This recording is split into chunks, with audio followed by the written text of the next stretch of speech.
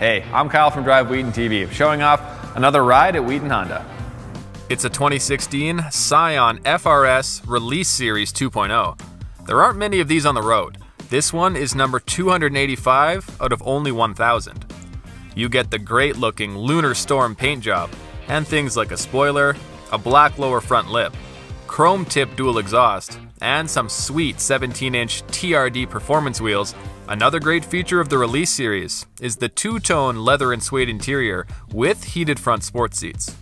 You also get remote entry, push-button start, dual-zone climate control, heated side mirrors, and a backup camera. Plus, take your music on the road with you with Bluetooth audio streaming and an 8-speaker Pioneer sound system.